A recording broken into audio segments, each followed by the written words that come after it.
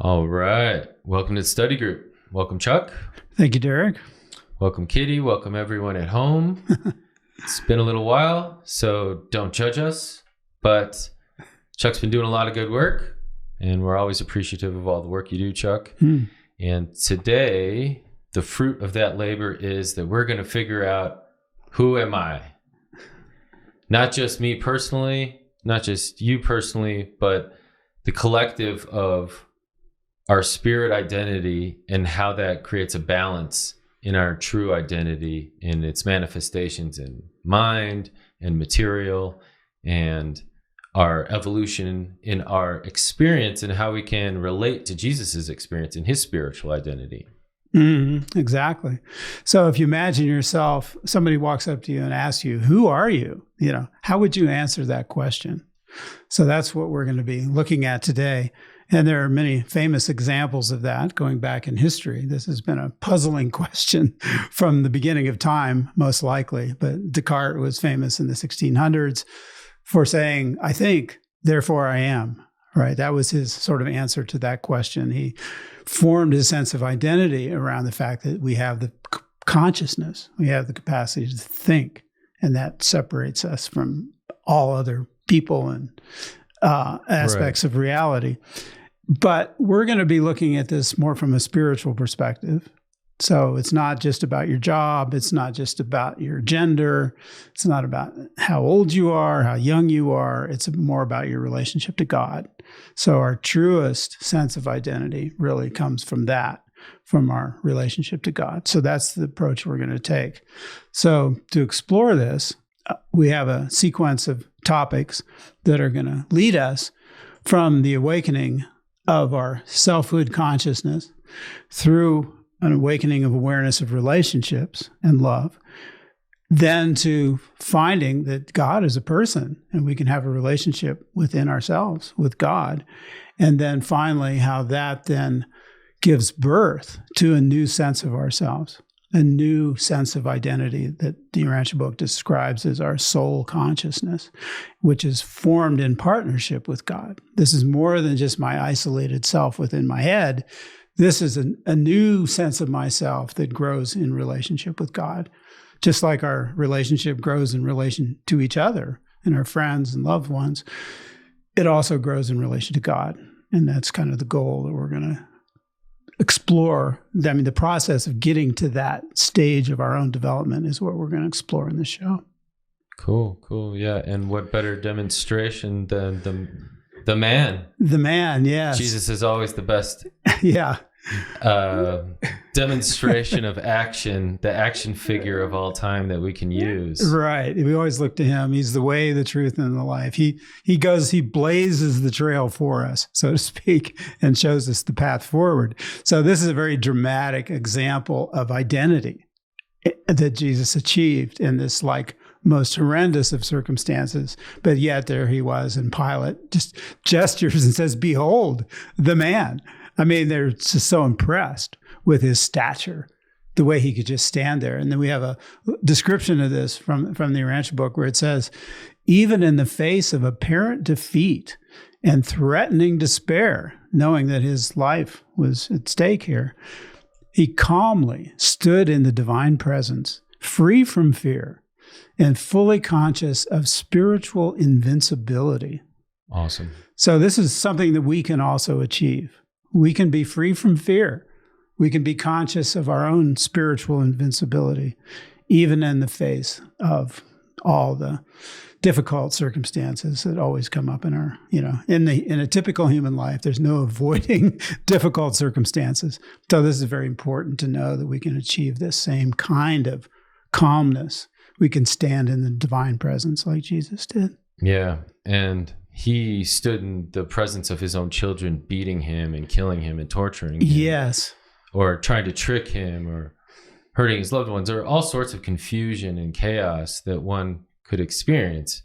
And that's why he's a great demonstration, because we can learn from him as our elder brother, kind of going first, being a pathfinder, blazing a path for us. And then his evolution of this understanding of his yielding this soul, this identity that was the result of his spiritual labor as well. Not just the physical labor, not just his material labor, but the yielding of real spiritual fruits. And that just kind of maybe leads to this first slide. Something that we can experience as well in relation to what Jesus was doing.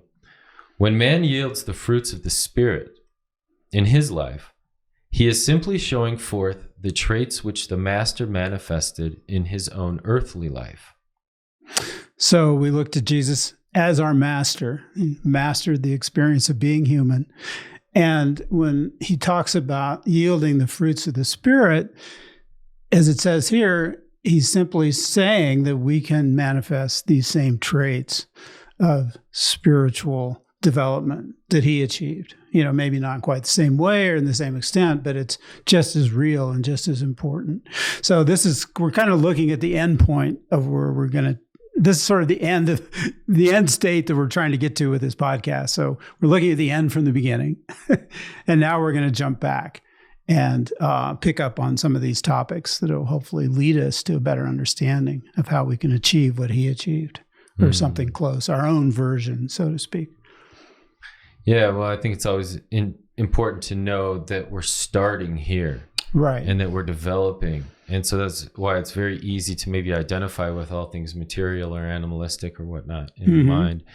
But the Urantia book gives us an opportunity to understand our ascension plan and our evolution plan towards trajectory perfection. Possibility. We have a direction to grow towards. So I just kind of want to read this next slide here, where it says, the local universes are the spawning grounds of bona fide, imperfect personalities endowed with the free will choice of becoming co-creators of themselves as they are to be.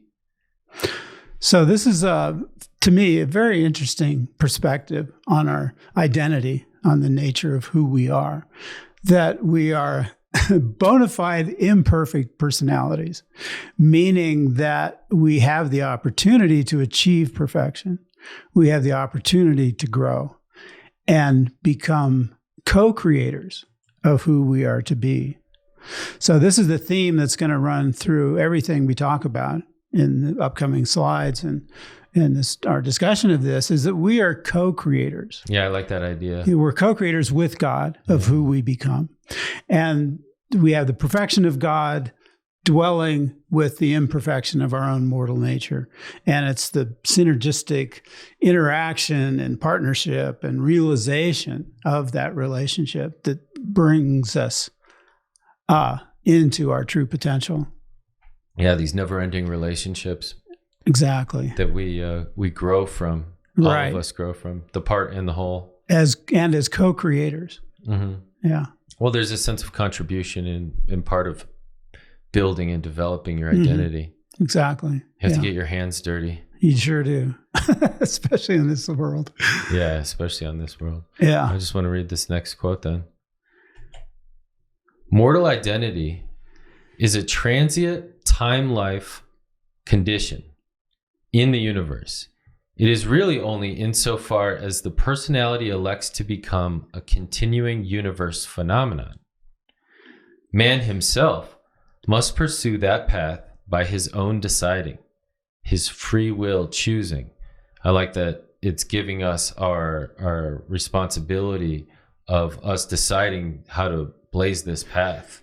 We have to make the choices and take the actions. Right. We have a temporary opportunity. Says that we're transient in the universe unless we elect to become a continuing universe phenomenon. So we have the opportunity to choose to become a continuing universe phenomenon, but that's not a given. We have to decide that. We have to make that happen, but we're given the opportunity to make that happen. So what we're talking about here is how that works. How do we do that? How do we pursue this path by our own deciding and our own free will choosing? So we have the power of will. We have the power to make choices and decisions, and everything depends on that. Who we become, how our identity develops, will be a result of the choices and decisions that we make. So we've been given this just incredible cosmic opportunity for eternal life. But it's not a given. We have to want it. We have to choose it. We have to make it happen. So we're going to see how that works. Yeah. Yeah. You know, sometimes it can be daunting to think that if you're just identified in material, that you can be really overwhelmed. I think because it's always about scarcity and abundance. That's an interesting point. Yeah. We're always running out of things physically. Right. Just like our body runs out of gas after a while. It doesn't last forever. Yeah. But I think what the beauty of relationships is you start to understand the wealth of resource in love, and that especially in spirit love, there's this renewing property. Exactly. That if you get to know, you can start to trust. And then that can be part of your identity, is trusting this engagement with spirit reality. And that just kind of leads us into the next slide, where human self-consciousness implies the recognition of the reality of selves other than the conscious self, and further implies that such awareness is mutual, that the self is known as it knows. So as we know and even get interested in others, then the more we are known, because it's actually a demonstration of a godlike character, is to be curious about other spirit beings, other beings, all creation. Right, including God. Including God. So what's wrapped up in what you just read is the idea that God knows us as we know others, and that we can know God in the same way, because God is a personality, we have personality, and that opens up this potential of knowing and being known.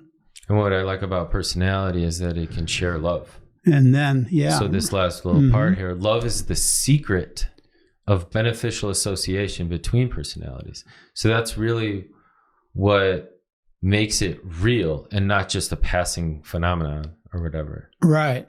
That's where the spiritual life, the spiritual significance of relationships comes in. It's what makes them enduring, even into eternity. Yeah, enduring. Is the love is the sort of the substance of that. It's the value level that gives eternal significance to relationships. So we'll see how that plays out with God. Obviously, that's where we really find that. But it's also true with each other. Yeah. Well, let me, because that's kind of this next quote right here. Man's own personality awareness, self-consciousness, is directly dependent on this very fact of innate other awareness. This innate ability to recognize and grasp the reality of other personality, ranging from the human to the divine. So really, we're designed to engage with other personality, other personalities. And the more that we can engage with our capacity of awareness of other personalities, the more I'd say there's an opening of experience and understanding and intimacy and connection with a greater family. Yes, indeed. And it's so interesting how we have the opportunity to practice with each other, who we can see. We can see each other. So these, other human personalities are visible to us, and we can have conversations and all of that. But the divine personality of God is not visible. We cannot see. So it becomes an experience of faith to realize that God is also present with us as a person, and that we can have this same kind of personality relationship with God that we have with each other. And like with each other, love is the key to making that become all it can be. Well, that's why you can see why this is a family, a loving, friendly universe. And that Jesus used, and just all of creation, the pattern is of family. This love that is reflected through family.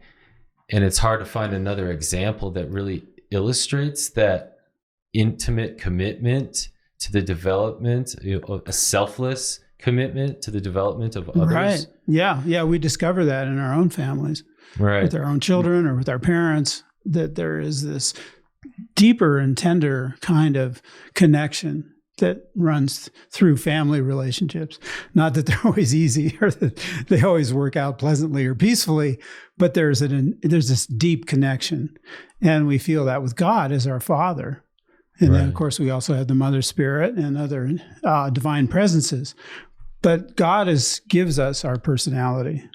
So that fact establishes this parent-child relationship. What I like about this message is that we're all family, not just, don't get caught on the example of the nuclear family, remember that we're all family. Expand your concept of who your neighbor is to everyone. Right. And that's how they'll know that you know Jesus. Right. Well, it's like so many things. We were introduced to the potential through our direct human experiences, like our own family. But then that can be broadened to a greater concept of a universal family, including the angels and all other divine beings and God and everybody else. We're all in a family together, like you're saying. Right. Yeah. And I like how, well, let me just read this next slide, because Jesus kind of relates the attitude of what one might want to take when relating to this family.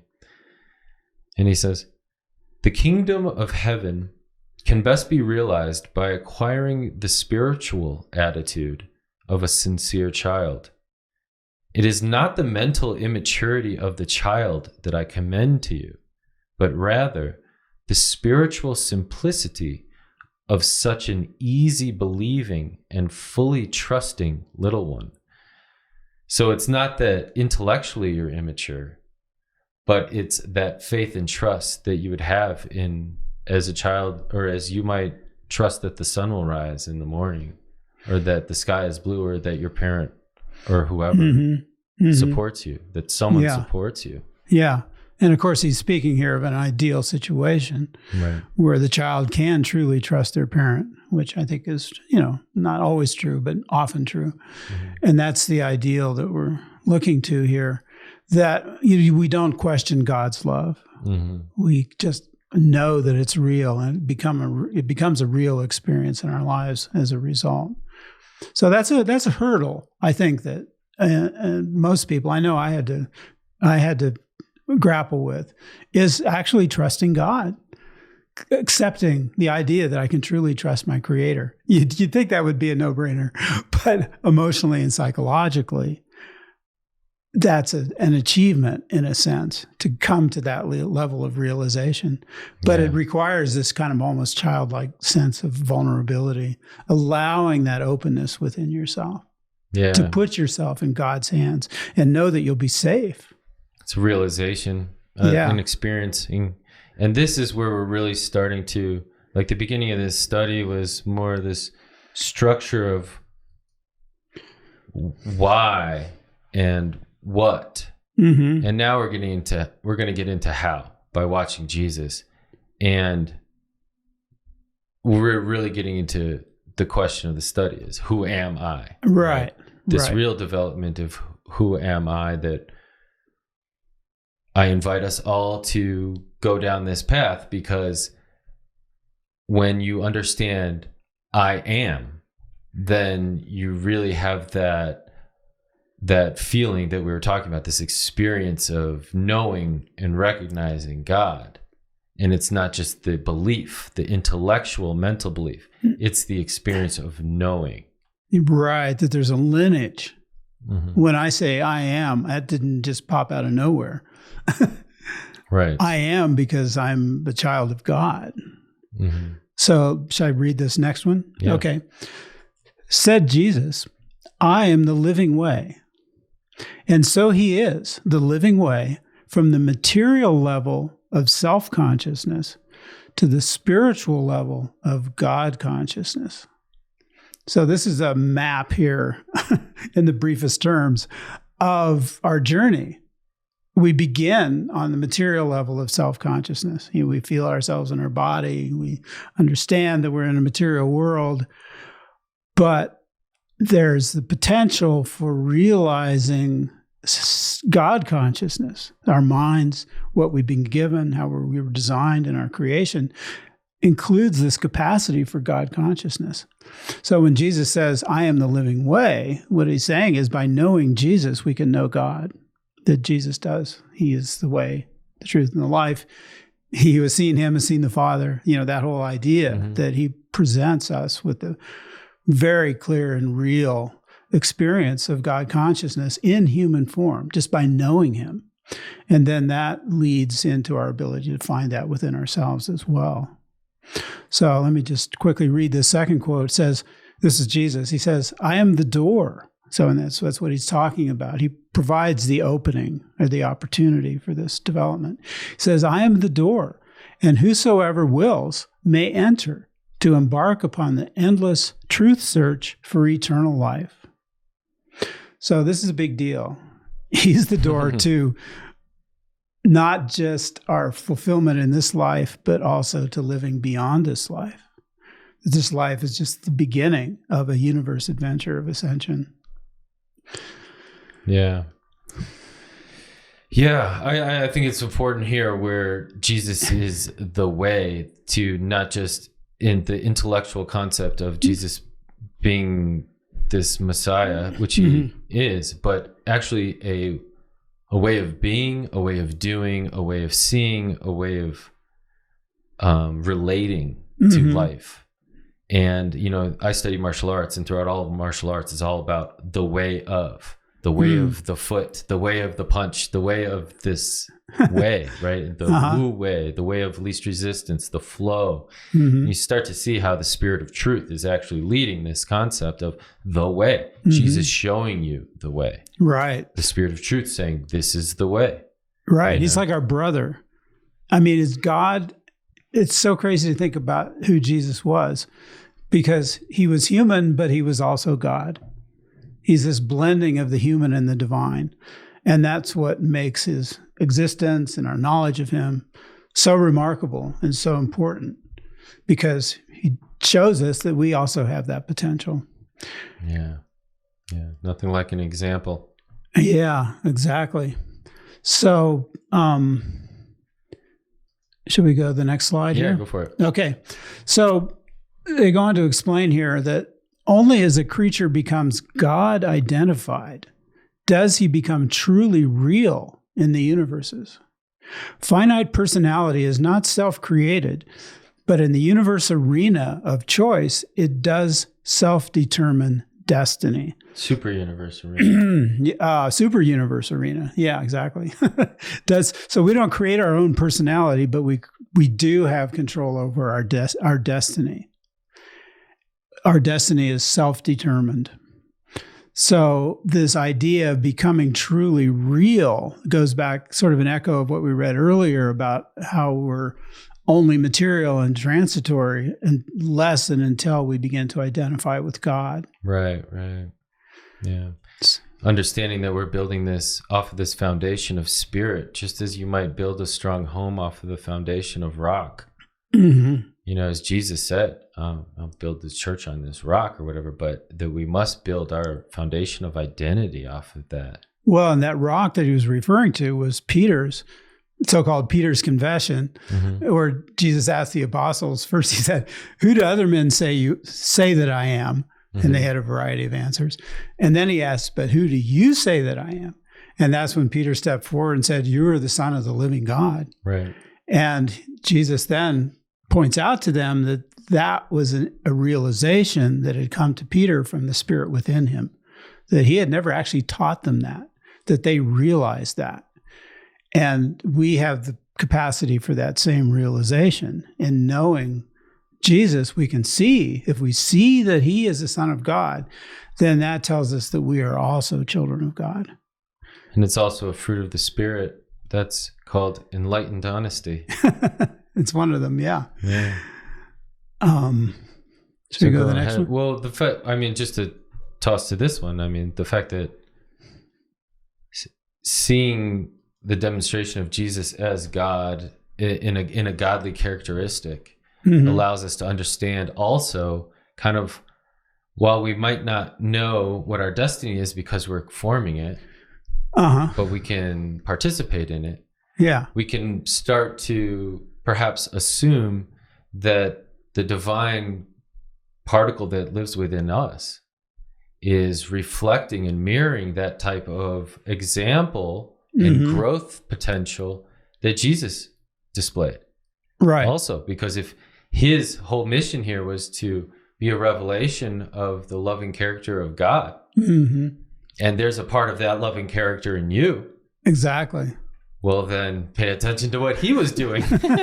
Yeah, right. And what he still tells you. Right. We have God on the inside and God on the outside. We're like in a God sandwich. And it's our opportunity to make that connection. So here's this next slide. Speaking to this, there dwells within you a fragment of the universal Father, and you are thus directly related to the divine Father of all. Now, just go ahead and read the second quote. It kind of matches up with it, where they say that we worship God first because he is, then because he is in us, and last because we are in him. So both of these quotes are speaking to the universe fact that God is with us, both within and around. You know, there's the immanent, there's the transcendent, there's the associative, there's all these aspects of the nature of God that we can experience and grow in relationship to. And as we do that, we become more godlike. That's kind of our goal of identity, is to become godlike. And God helps us do that by being with us and teaching us, both from within, or in the case of Jesus, as more like a brother friend who can be our companion every day, every moment, 24/7.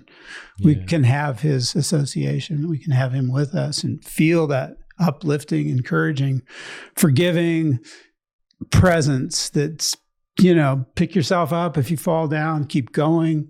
Don't be afraid. Fear not. It was one of his watchwords. Be of good cheer. He's a brother, like telling us that. And he's been a human, so he knows what we're going through. That's what's amazing about Jesus. He knows the experience of being human. And then at the same time, we have the spirit presence of the Father within us, saying the same things in a way, but trying to find expression through us. Yeah. So this is our whole potential for spiritual growth is wrapped up in these relationships, these partnerships. When we say like saying the same things, it's not exact same things, but it's of the same manner. Because if you just want to look at it as a father and a son, as an example, it's like they're going to look alike. Their voice might even sound a little bit alike. You know what I mean? So of course, in spirit, the father and the son will show similar attributes or similar traits in their loving character. They might have different properties or whatever, but still that love you can recognize. The character of divine love is recognizable in all spirit beings, even with the angels and all of them, even though they're all separate personalities. Even Jesus is a separate, different personality from the Heavenly Father, first source and center, creator. But they manifest the same quality of spirit, which then we can also partake of and express in our own way through our own personality. Yeah. Well, you want to read this one? Yeah. So let's go to this next one. So this is kind of getting into the mechanics here, and this is Jesus talking once again, instructing his apostles, and he says, "Let every man and woman, of course, make sure that the intellectual and moral foundations of character are such as will adequately support the superstructure of the enlarging and ennobling spiritual nature." So talking about going from the material nature to the spiritual nature, which is thus to transform the mortal mind. And then, in association with that recreated mind, is to achieve the evolvement of the soul of immortal destiny. So he's talking here about the birth of our soul, which is kind of where we're trying to get to here. And that we need, and it actually transforms our thinking in a sense.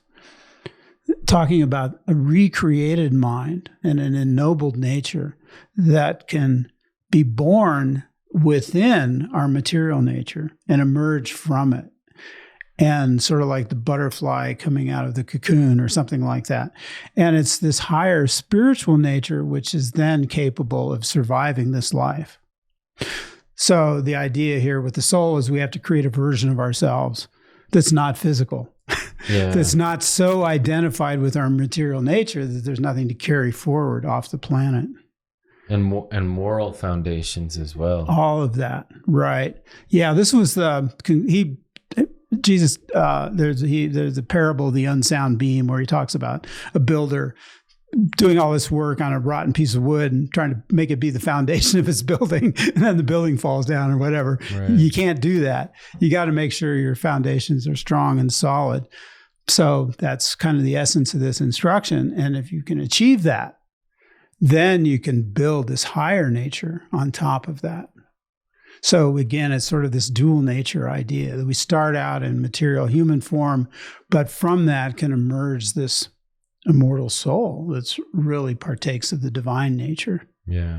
It takes a bit of faith to discover that. Yes, indeed. Otherwise, you can kind of stay identified with rearranging the material. Sure enough. Yeah. No, that's dizzy. But eventually you need some newness.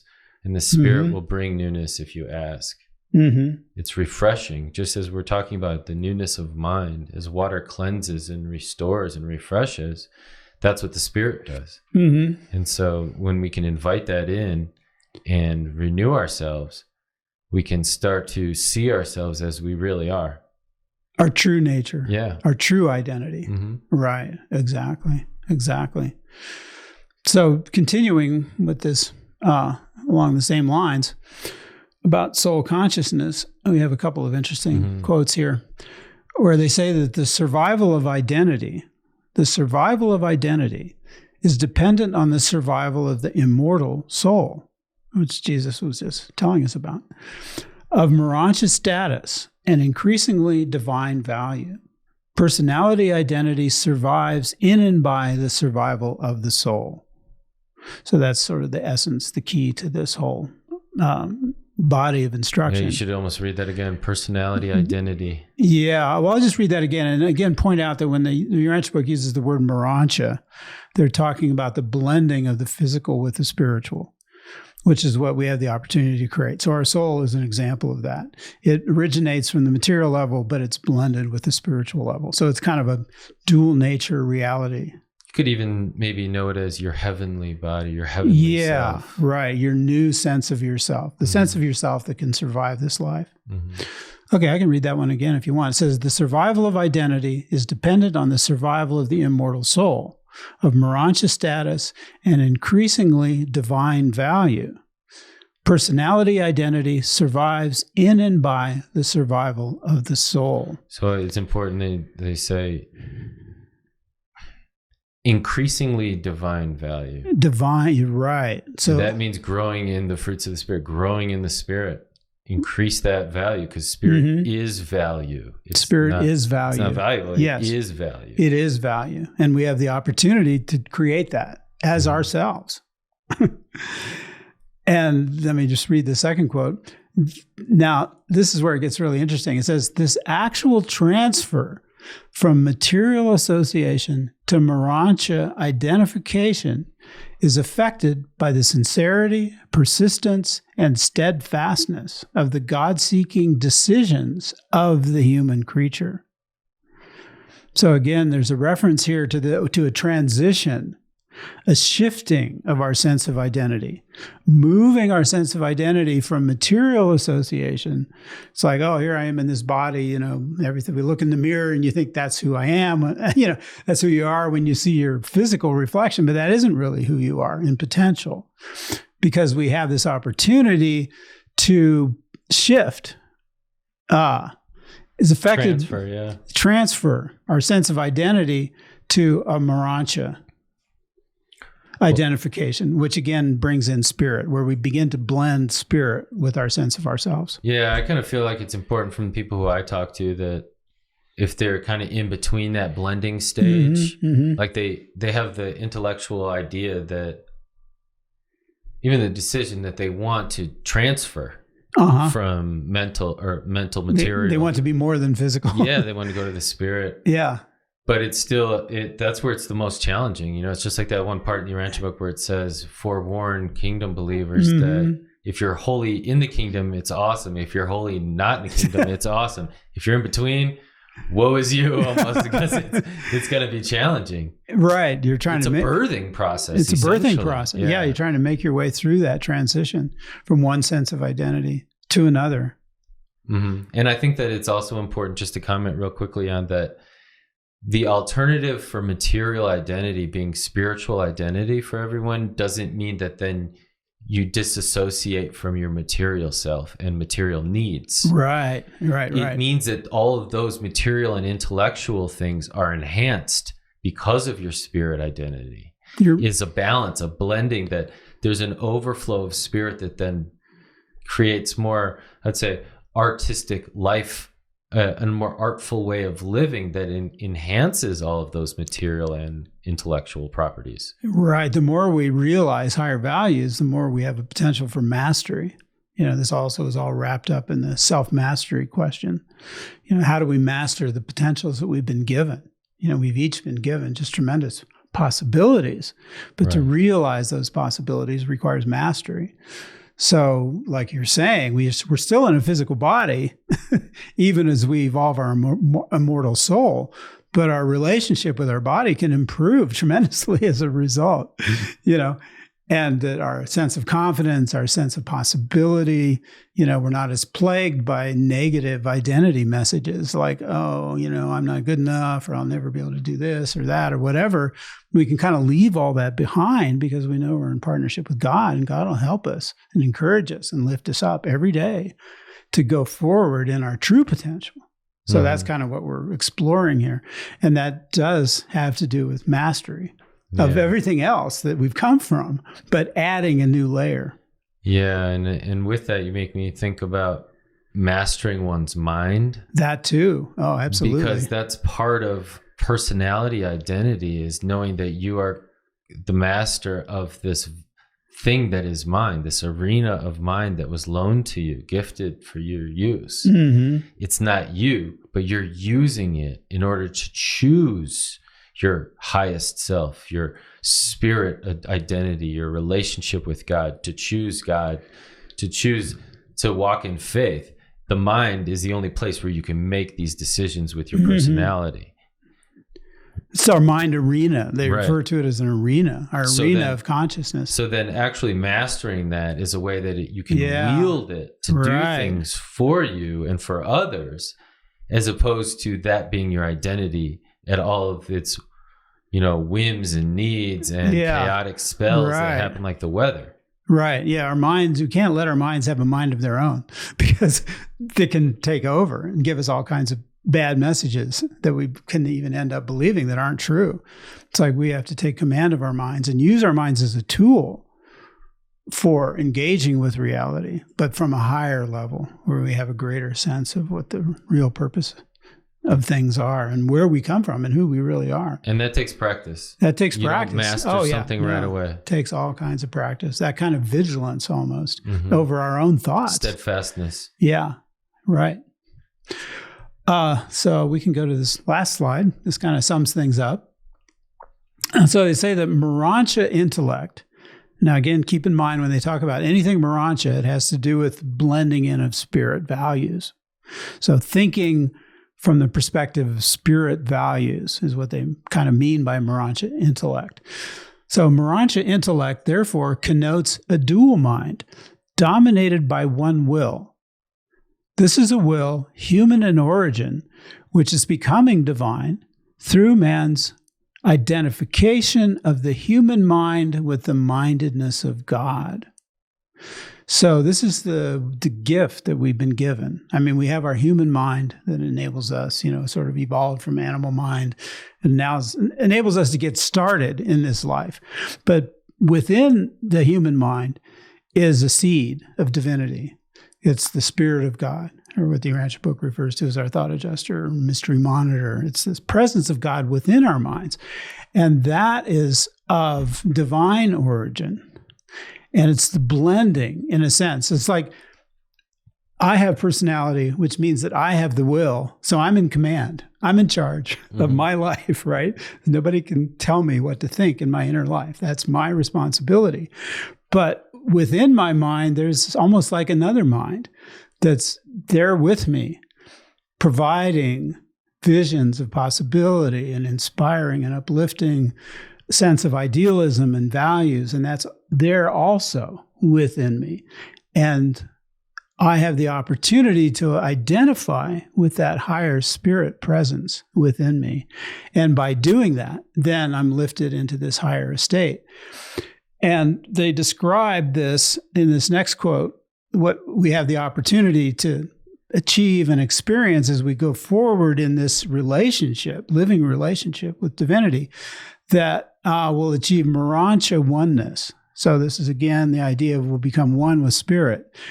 Supernal harmony, like we'll have harmonious interactions with reality and other personalities, become cosmically coordinated. So our efforts and endeavors are coordinated with higher purposes.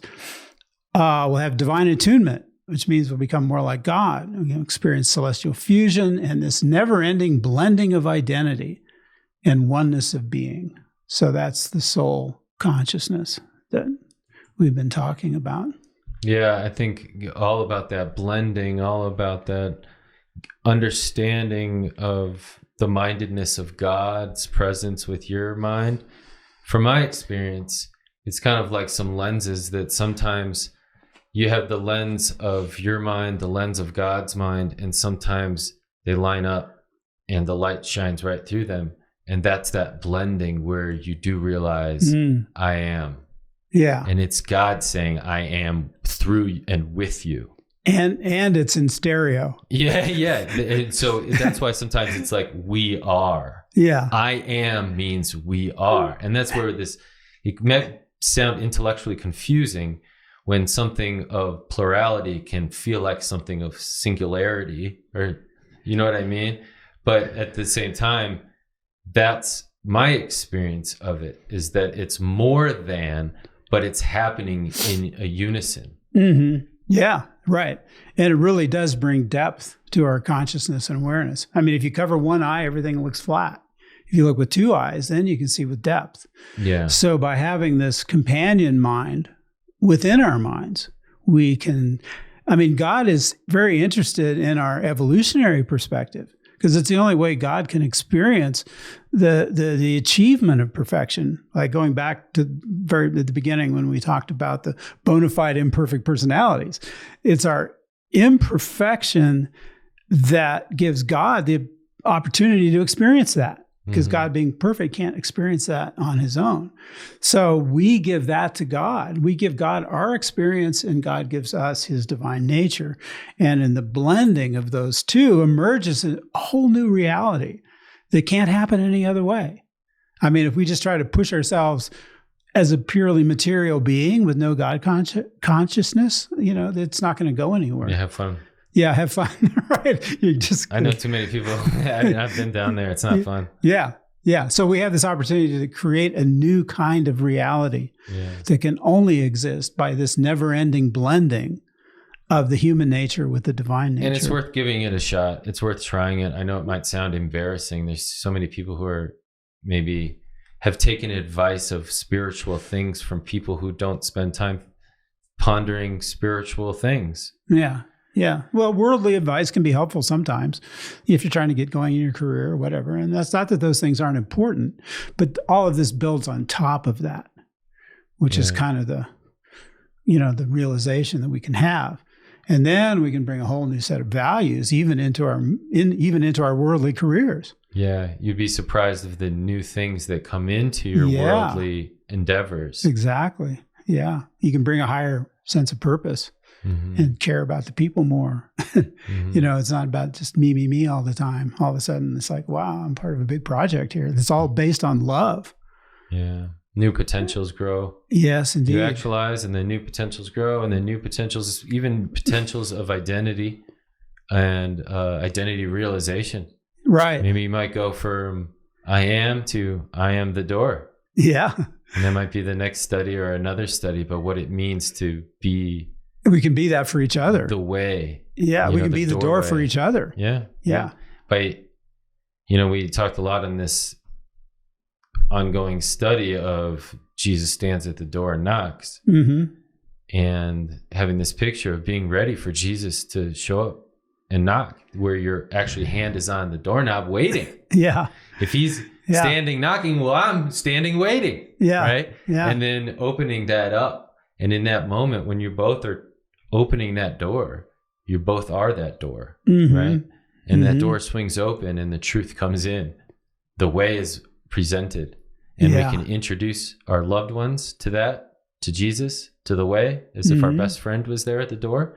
And we can also follow through that doorway and follow Jesus as he blazes a path. And we follow that path that he blazed. And have this new realization of identity. Yeah. And share that with others. Because when you achieve that new realization of identity, it's just inherently attractive.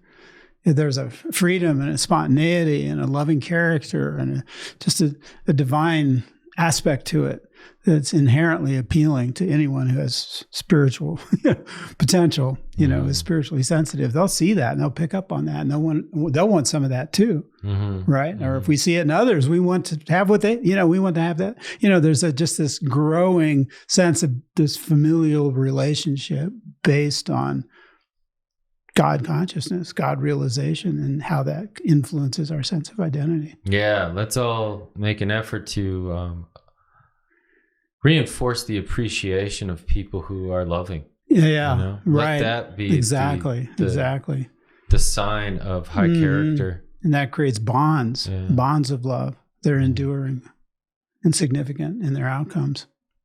Right on. Well, thanks for all your hard work, Chuck. Sure. Appreciate it was fun putting this together. I hope it was helpful. Yeah, absolutely. Thank you guys who are at home watching. We appreciate all the support. If you haven't subscribed yet, please do. And we will see you next time for the next study. We don't know what it is yet. Maybe if you have a comment or an idea, you might want to leave a comment. Sure. Suggestions are always welcome. Yeah. All right. Well, God bless. Till next time.